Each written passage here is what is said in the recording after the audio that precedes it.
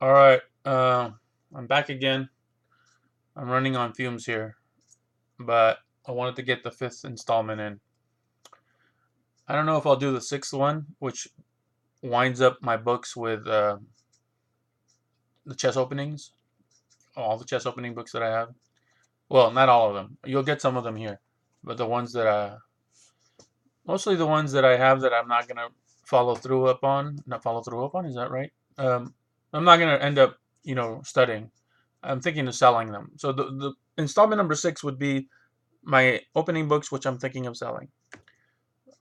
Anyway, so this is installment number five, and bookshelf number five is mainly chess opening material. This is by Eric Schiller.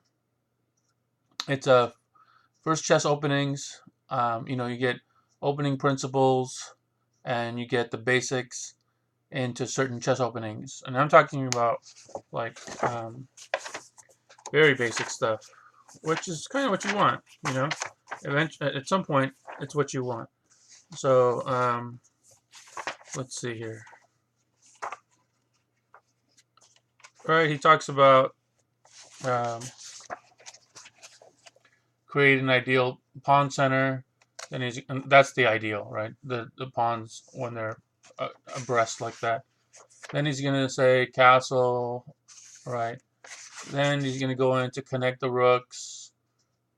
Obviously, connected rooks are strong.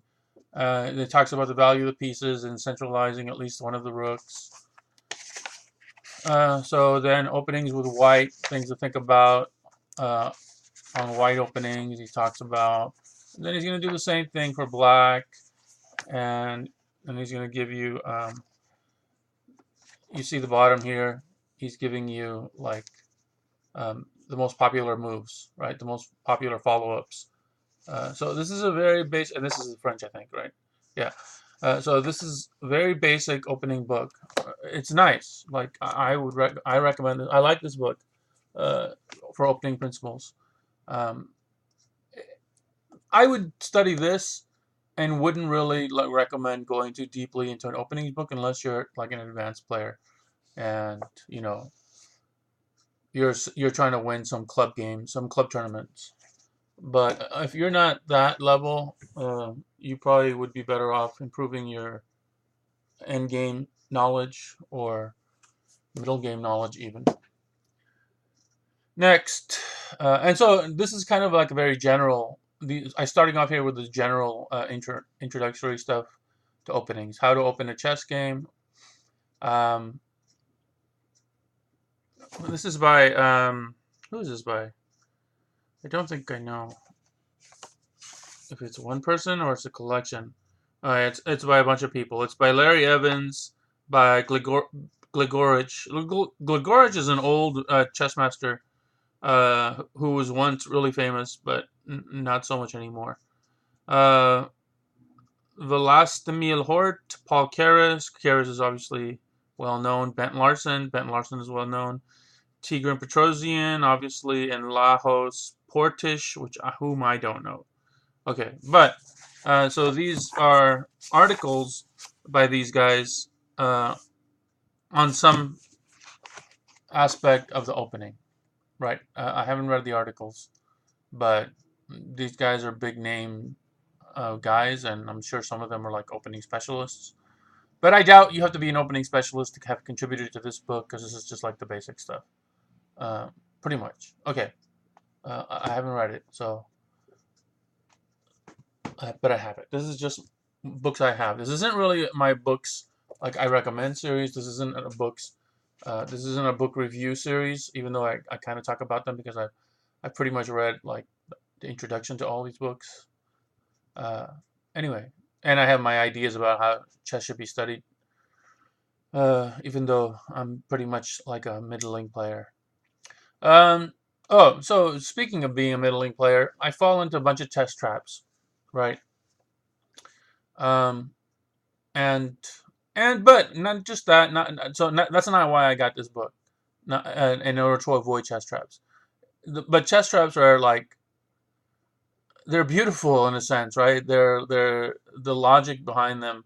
is appealing, right? It's like a beautiful combination, right? The chess traps to me are the same idea, right? You're trapping players into things that they didn't see coming, which is basically the beauty of a good combination. You're like, you didn't see it, even though the logic is there, right? For it's there to be seen, but somebody has to draw it to your attention. And that's chess traps are the same thing, opening traps. So there are a bunch of opening traps for e4 players to be aware of and or to like take advantage of. So this is again Karsten Mueller. We've seen this before. This time he's in collaboration with Rainer Knack, and I think the last time he was in collaboration with I forget the guy's name, but it wasn't this guy. And da, da, da, opening traps for D4, right? Of course, I had to get both books because I get everything. Mm. There's no point in opening up these books. I'm not going to do a bunch of like opening up and looking at the table of contents on a lot of these books because opening books are pretty self-explanatory. And unless I've read like a bunch of it, then I really won't have much comments, have too many comments to make. The Agile London system. So this is the system that I'm currently trying to. Well, I don't want to even say trying to study. This is my latest. This is my latest system, I guess. I don't know what to say.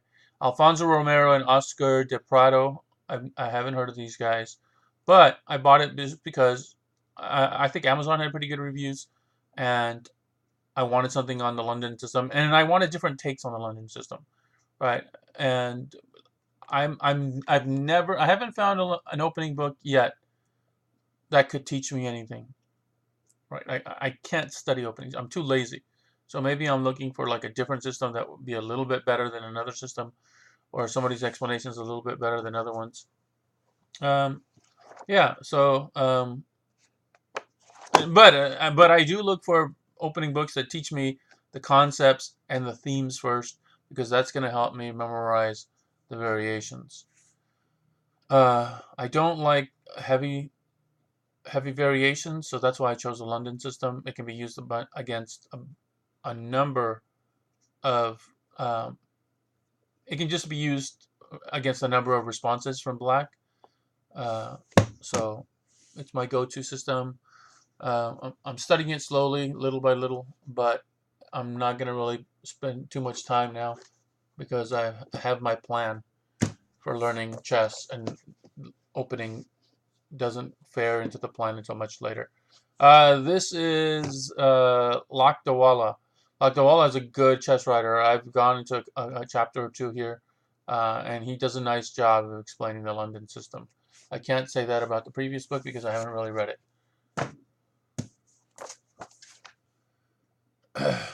Nikola Sedlak, another popular one about the London system. This one again, I have not gone too deeply into. I have I forget what his name is. The Ginger GM Williams. I forget what Williams is. Is it Brian Williams? I don't know. I have his DVD of the London System DVD. I haven't watched it all, but I watched like half of it. Uh, uh, because I get bored studying chess books. They become super tedious to me, and I get bored when I get a lot of variations with chess books. And you're pretty much going to get variations when you do the opening. That's kind of like inherent in studying openings, that you cover the different variations. Um, I went to the DVDs as another means to maybe like soak up the information.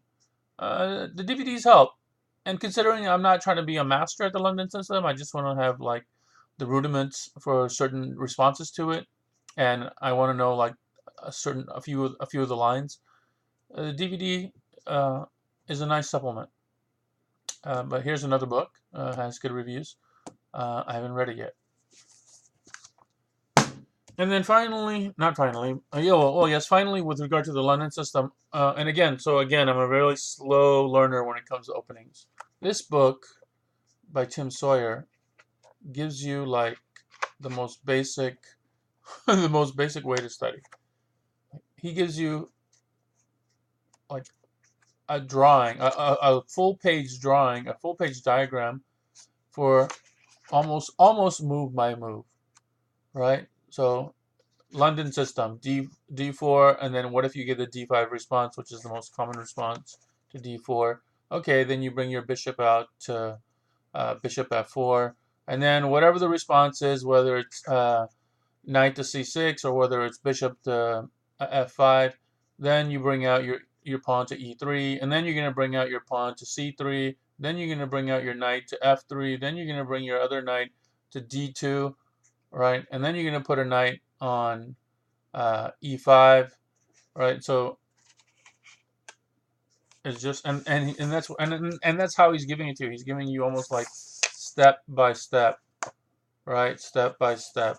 By the way, I hate this response when somebody puts the light bishop here, and then I'm forced to pretty much swap my bishop because you want your light squared bishop in the London system because it's attacking the h7 pawn. So if he castles on that side, uh, you have an attack on the h7 pawn with your light squared bishop, and especially if you can open up your h file, then you have a mating thread over there already. Anyway, so this book, if you are like me and hate variations, hate, uh, you know, you're a slow learner when it comes to openings, this guy does a bunch of these books for, right? And you're not going to get a lot of depth, obviously, right? You're not going to get a lot of depth. You're going to get maybe like 3 variations, and then maybe he's going to go like 8 or 9 lines deep into them. And within those 8 or 9 lines, you're going to get variations within those 8 or 9 lines. So at line 5, there might be, a different response to expect or so. But you're getting it like this, right? So if you can't follow moves, like when I read a chess book and I'm given like 5 moves, I can no longer picture the board anymore. If you say, okay, let's say I'm looking at this and you say something like uh, bishop to, let's say just bishop takes knight, right? At white to play, bishop takes knight. Okay, I got it. I can picture that. And then rook captures bishop. Okay, I got it. I can picture that. And then queen to b3. Okay, I got it. I can picture that. And then black plays b6. Okay, I can do that. I can do that for like 2 or 3 moves. But what I really can't do is now that the pieces have moved, now that things are different, even though we're not moving any pieces, I'm just imagining it in my mind. And it's not even I'm imagining it. I'm not imagining anything. I can just remember, what the moves are. I remember the bishop. You said bishop takes the knight. The rook is captured by the bishop is captured by the rook. The queen goes to b3, and then black pushes his b pawn. I remember that. I don't need to imagine it. I remember it. I know what it means. I understand that. I can't, and I can't in knowing that. In knowing that, I don't also appreciate which squares are now attacked, which files or which diagonals are now open that weren't open before, which threats now exist that didn't exist before. Like I can't see the board in my mind the way I would be if you actually allowed me to move the pieces and change the board. So it's one thing to like follow the moves. I can follow the moves for like maybe 2 or 3 moves deep. I cannot do it for 5 or 6 moves deep. I'm gonna get lost. But even 2 or 3 moves deep, I'm not fully appreciating, right, everything, the layout of the board anymore. So I could not play blindfolded chess even for like 3 or 4 moves deep because there would just be things I would miss and I wouldn't be able to do my normal tactics because I wouldn't even know it was possible to do it. All right, I would underappreciate everything available uh, to me. Uh, anyway, so if you're like me in that regard, you appreciate move by move, right? Unless you're gonna use a board. If you're gonna use a board to study, then you don't need this book. You're just gonna make the moves individually, and then you can look at your book. I mean, you can look at your board, and the board will show the difference. But if you want to study the opening, you take it on the bus. You want to take it to work. You don't want to set up a board. You want to have your sandwich and look at this while you're having your sandwich.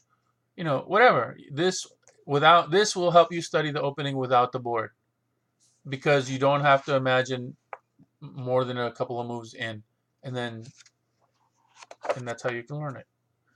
So for those kind of people, for that specific purpose, I recommend this book. I am not saying that Tim Sawyer has the best uh, theory around for the London system. I kind of doubt he does, but then again, he's not going very deep, so I kind of doubt that what he's covering is actually going to suffer in comparison to anything else. But you're not going to get deep theory, and you might not get the best, most current theory, and you're not going to get super explanations as far as themes and stuff. You're getting the play order, and you're getting the play order in an easy, accessible way to digest. So this is probably the most I'm going to talk about any of these books here in this 5th installment because I haven't read anything else. Remotely is close to, so the Cole system, or is it the Cole system? I think it's the Cole system. I would just say the Cole system. Koltanowski, Variations 3. The Cole system is related to the London system, right? It's related to I want to say the London opening, or the English opening. So the Cole system, English opening, and London system, I think are related. But I know the London system and the Cole system are related, right? They're D2, D4 openings, and then the bishop comes out to F4. Am I right, or am I making this shit up as I go along? Okay, I don't want to check. D2, D4, E3. Yeah, so basically, kind of the same opening with at least D2 to D4 and then E2 to E3. The bishop doesn't come out early in this one, but the formations are similar. The pawn formations, that's important. Then I have my MCO 13. I have never looked inside this book.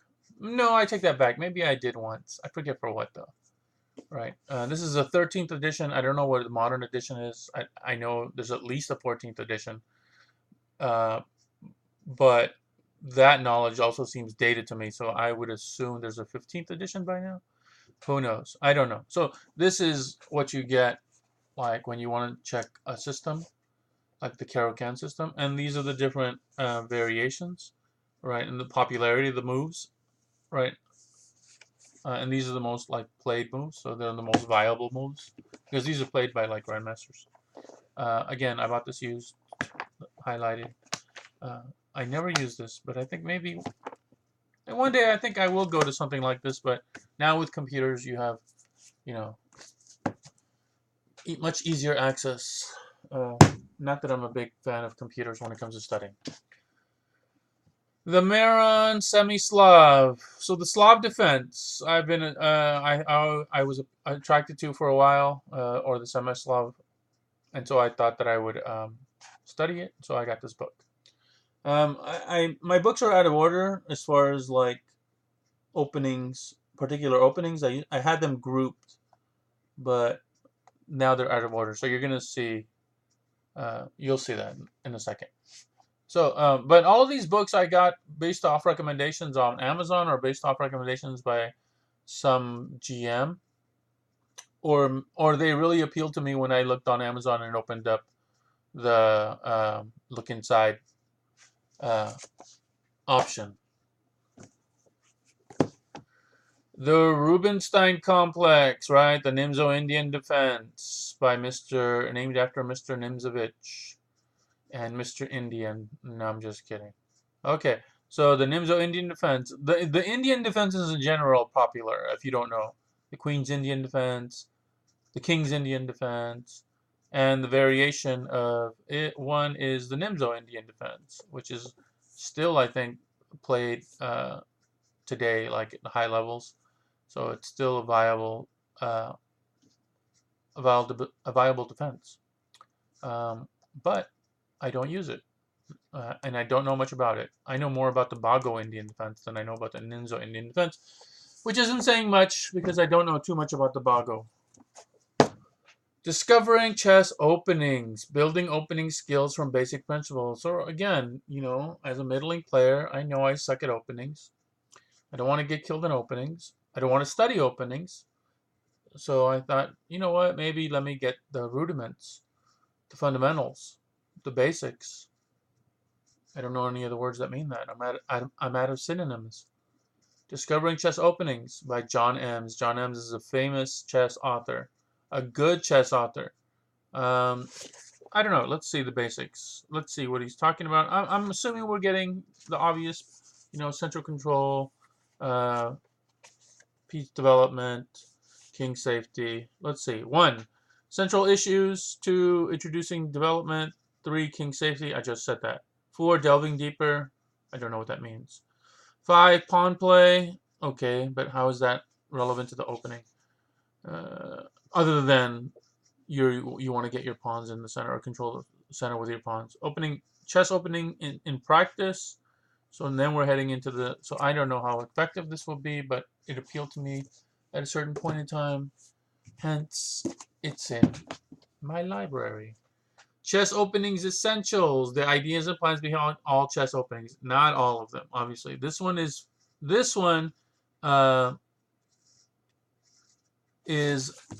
I forget the focus of this one. Oh, it says it on the bottom, right? The Indian defenses, right? So the king's Indian defenses, I didn't see that. And the queen's Indian defenses, the Nimzo Indian defense, all the Indian defenses. So Indian defense is super popular. Eventually, if you want to, get to a high level of chess, you're going to have answers to the Indian defenses. So this is a book that I thought would come in handy one day. Probably not. We'll find out.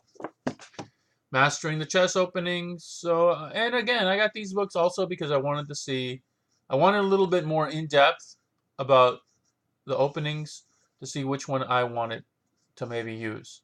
John Watson, right? John Watson's a great chess author.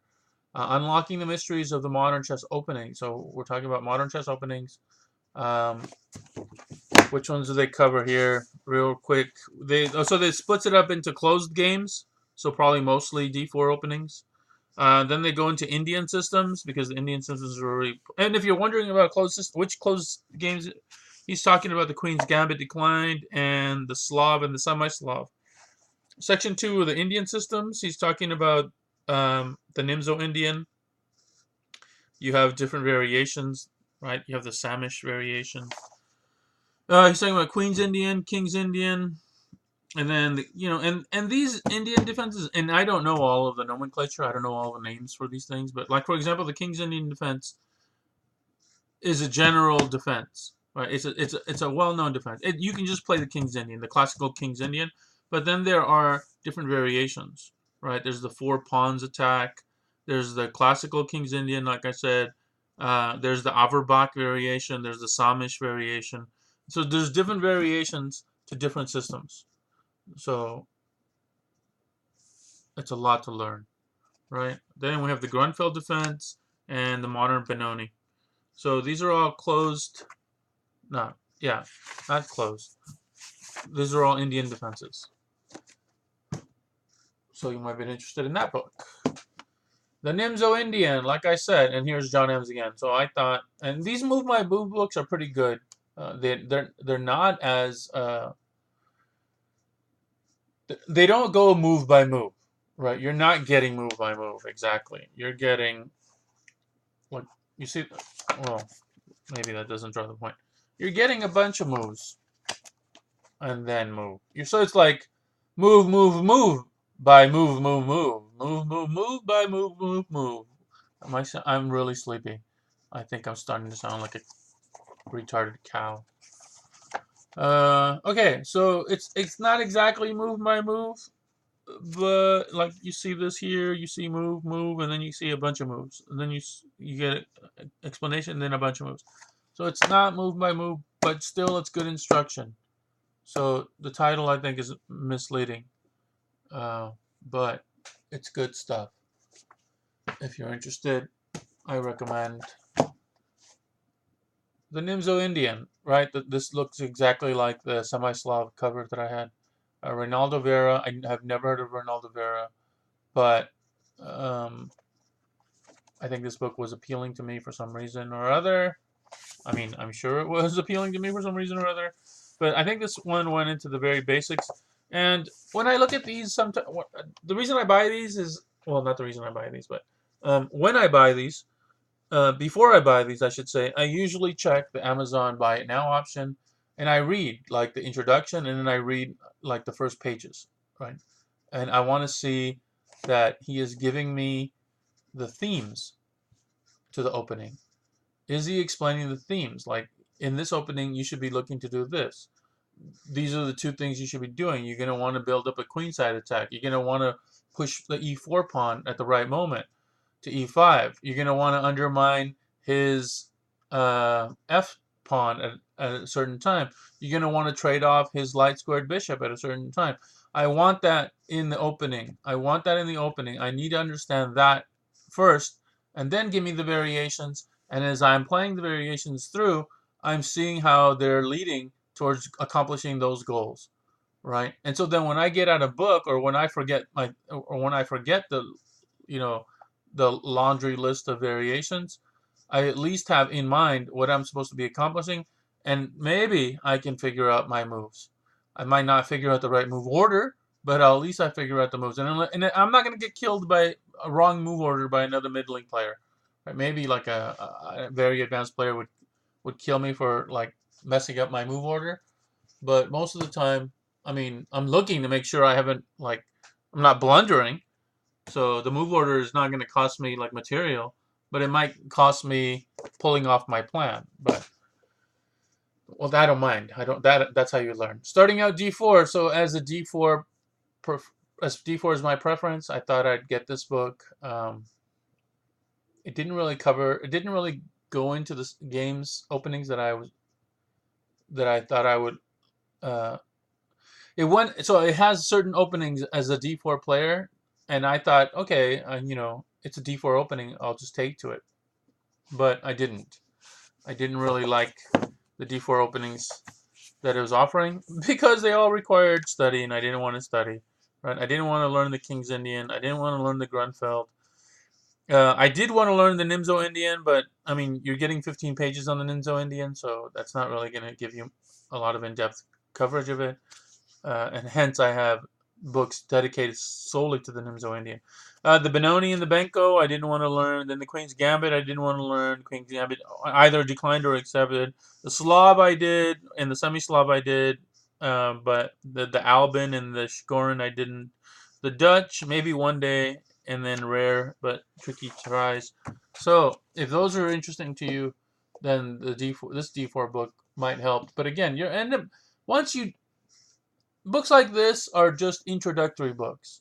Yes, they're deeper than they're deeper than other introductory books because they only focus on like eight to 10 openings. But you cannot do a thorough study of an opening in a book this size that covers 8 different openings, right? You're gonna need a book this size, if not bigger, just to cover one opening. Right, one opening, and even for like a book for the London system, which is a really simple system, you're gonna need a book this size. Uh, but this will give you at least more than a cursory view, more than a shallow view of the 8 different openings of D4, and then you can get an idea and see if you like them. The Catalan. So the Catalan system. At one point, I thought I would want to learn, and all these systems are good systems. Some better than others, some not used so much at the highest levels. But for club players, they're all good systems if you can learn them. This is by, who was this by? Angus Dunnington. And Angus Dunnington wrote another book. I have another book by Angus Dunnington. I forget what the book is. I think it's the Scandinavian. Anyway, the Catalan. Let's put that aside. Here we go, running on fumes, burning up. The Caro-Can is another system I thought I would like to get into. and these are different. Obviously, you can see by the front that there are different articles. One by Raymond Keane, who, although international grandmaster only, he's a good chess author. Andy Solstice, international, but another good chess author. A lot of the good chess authors, I almost want to say the best chess authors are almost always international masters, right? Jeremy Silman, international master. Mednes, right? We had the Mednes strategic chess book. I have that one. Jack Peters, I don't know. Julio Kaplan, I don't know. But Carol Can. Another Carol Can. Right. And Carol Can is named after two different players who both like played the system and made progress in the system. This is by Jovanka Huska. I've heard of Huska. I forget what I have else by Huska or something else that I read by Huska. But, you know, another everyman chess book, so good series. Caracan. Attacking Chess, the French. Okay, so the French is a super popular. Simon Williams, that's who's my DVD by. I have Simon Williams DVD on the London system. I also have Simon Williams on about, I forget what other system I have. I think I have him for some kind of some variation of the Sicilian. I forget which variation, but one of his Sicilian variations I have, but I never watch it because I gave up on those systems. But I am in the middle of his London system DVD, which is good. I recommend it. I think he's an engaging and engaging personality on his DVDs, and it's good instruction.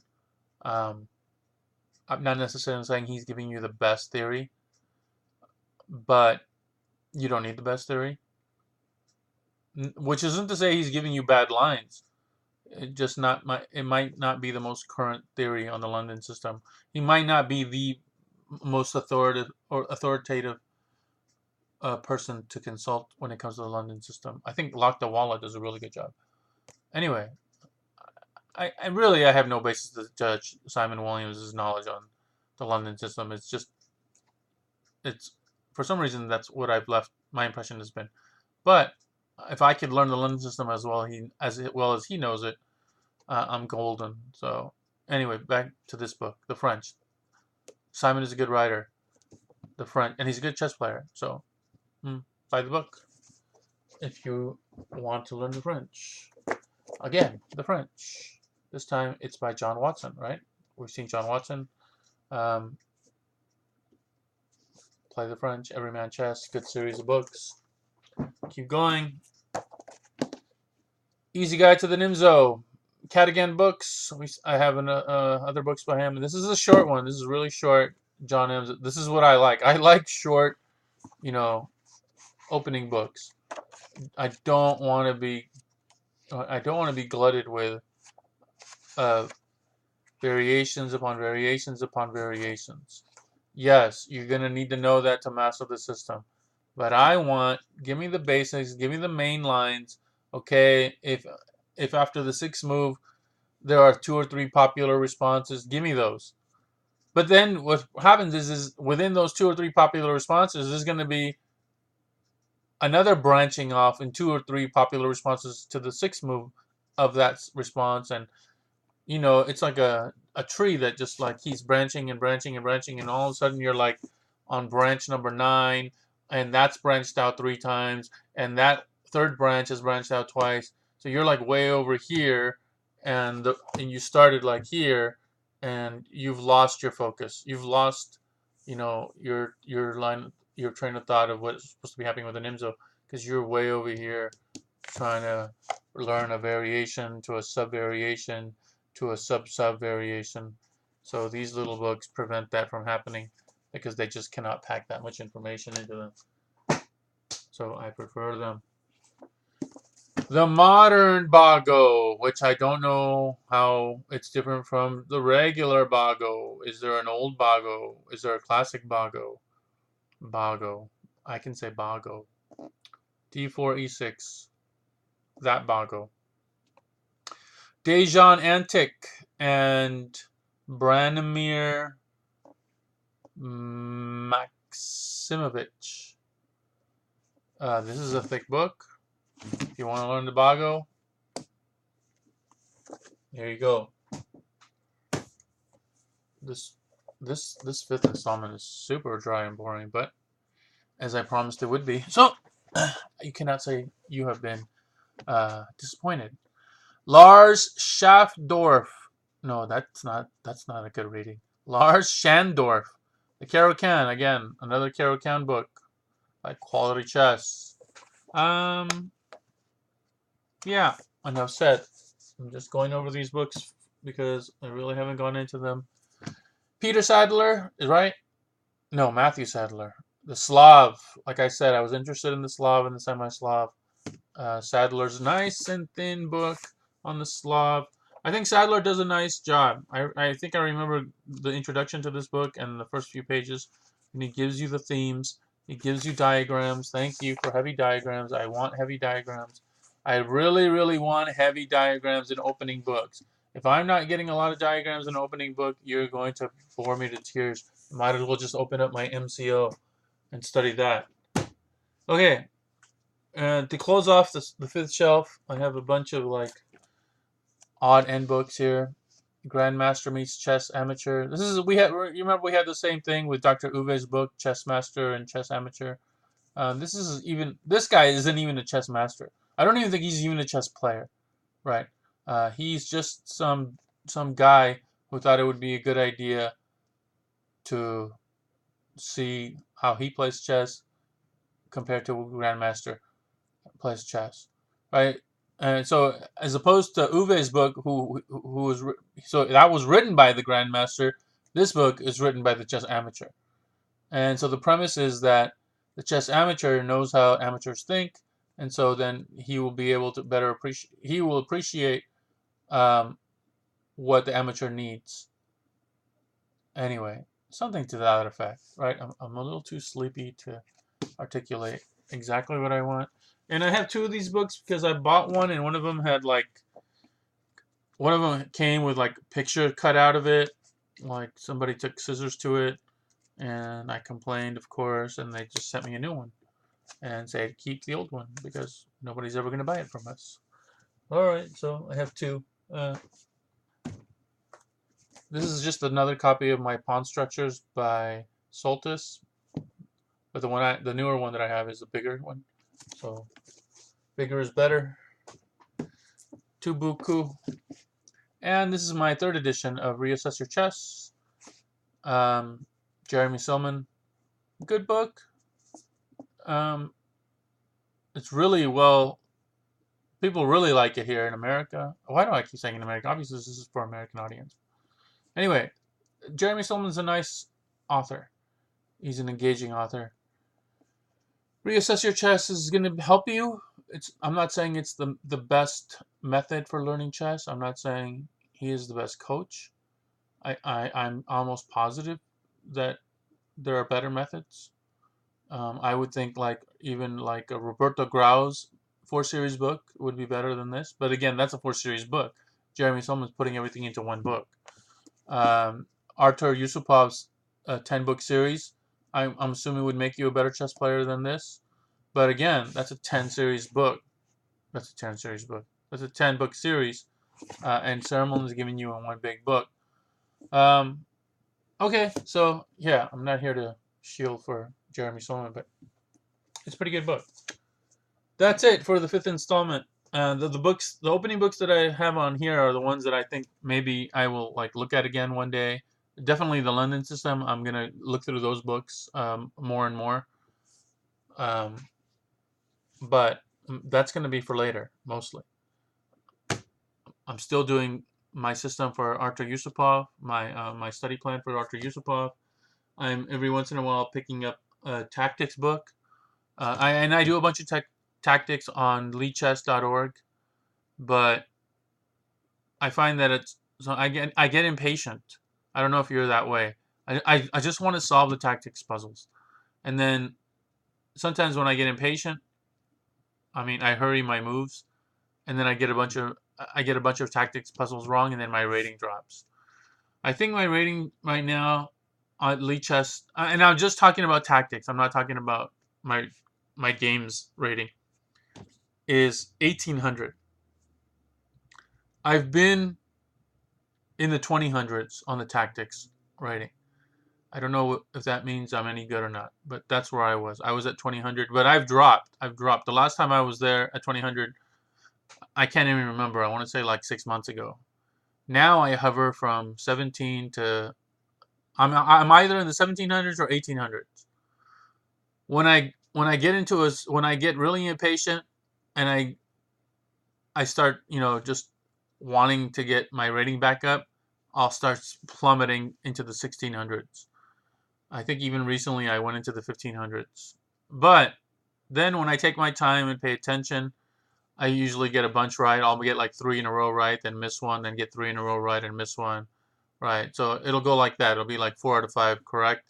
And so my rating will go up and up and up. And then, but when it gets to about 1800, after I bring it up another 100 points or so, I get tired and then I start making mistakes and then it'll come back down. And then it goes back down really fast. So I don't know why I'm talking about that. Oh yeah, I was talking about how I was studying.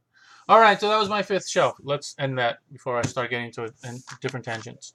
Um, the next series and the final series, if I make it, will be my boxed books, which are like 95% of them are opening books. So I have like 30 more opening books covering a whole bunch of different openings, which I put them in a box because I'm never gonna look at them, or I wouldn't look at them for another 5 years anyway. So I think they're gonna go up for sale, and they're all in new or like new condition, almost all. All right, thanks for reading. This is getting a little monotonous now. Leave the comments. And if you haven't checked out my other series, my other book collection series, not that I'm saying go and read it go and listen or go and watch because it's amazing, but I think in number 4, installment number 4, in the description, I have my blog where I am chronicling my progress in Arthur Yusupov's 10 book series books. Uh, right now, I'm only in like chapter 4, book 1, and so I don't know if there's anything helpful. But if you think this is a series you might want to follow, maybe my comments might help you decide whether it's for you, because it's not a cheap series. It's like $20 a pop for each book, and there's 10 books. I don't, but you might just want to do the first 3 books, and then after the first 3 books, there comes a special final exam. So there's like 4 books that go together. So like 60 to 80 bucks, which is actually a lot of money. But anyway, check it out. All right, thanks. Later. Leave your comments. Bye.